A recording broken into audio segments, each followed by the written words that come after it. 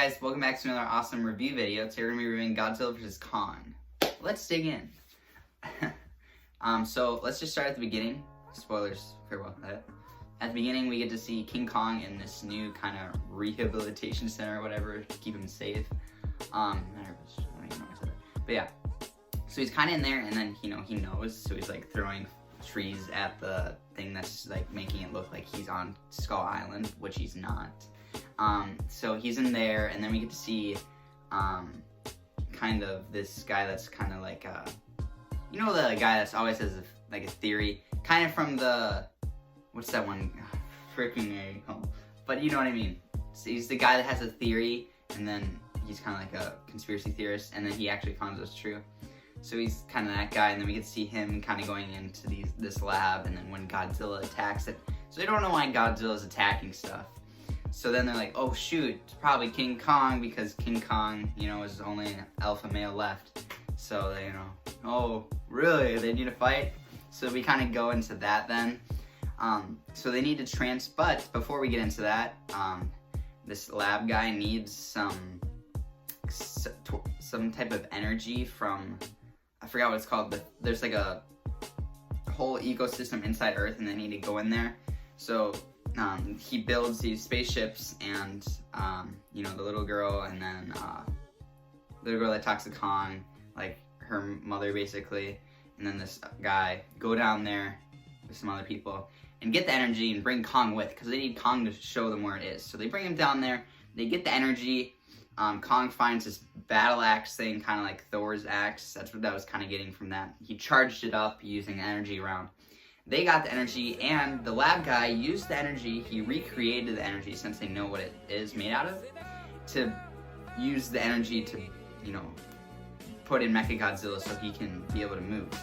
And then Godzilla goes to Hong Kong and frickin' puts a hole straight through Hong Kong.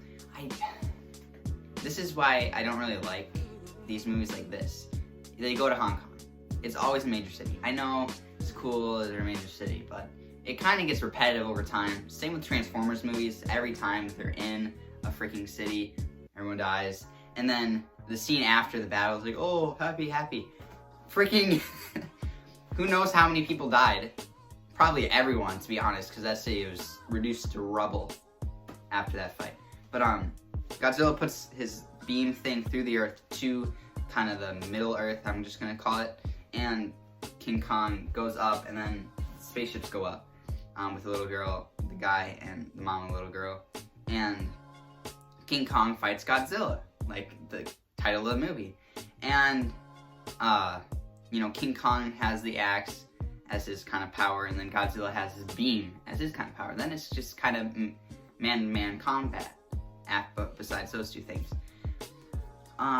So in the middle of the fight,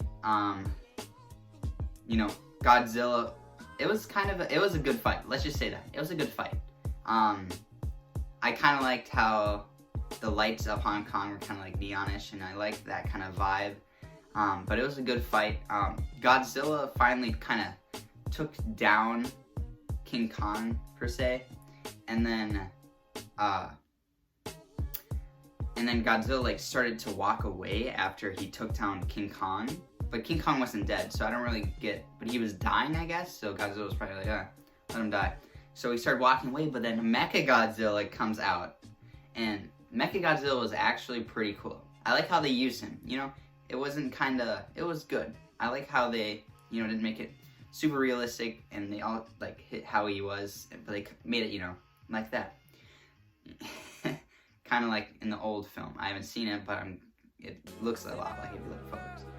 So then they Godzilla started fighting Mechagodzilla, but Mechagodzilla has everything and more that Godzilla has. So Godzilla's, getting beat up, and King Kong's dying. So they use the energy from the spaceship, the little girl, the guy and the girl, and they use that to re-energize King Kong and kind of give him a shock to the chest. They do that in hospitals. They kind of did that to King Kong.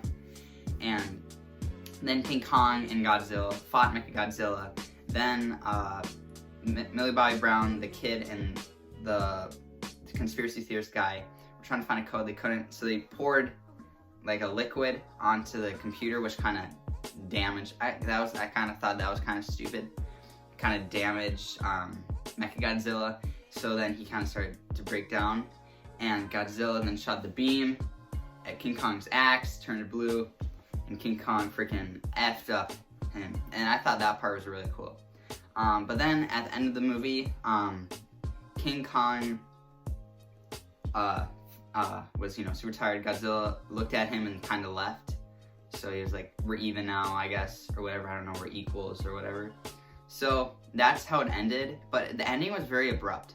Right after that fight, there was maybe a 10-second scene of King Kong back in Middle Earth, or the thing in the middle of the Earth, and then it kind of ended. I didn't really like that ending. I thought they could have gone, shown the aftermath or something, shown where the characters were going, but that was kind of the ending. So my only complaint really about the movie was the ending was kind of weird, and I also kind of thought that, the conspiracy theorists, the Kid and Millie Bobby Brown, I kind of thought their role in the movie was kind of like a side quest. It wasn't really part of the main event.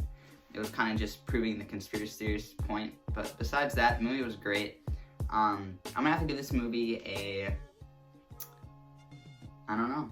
I'm gonna give it a B+, because it wasn't a bad movie. But, these movies do get repetitive sometimes, but it was good. If it didn't have a good fight scene, I probably would have given it lower. But yeah, overall, it was a good film, and if they do make a number 2 or whatever, I'll probably go to it and, see what happens. But thanks, guys, for watching, and I'll catch you on the flip side.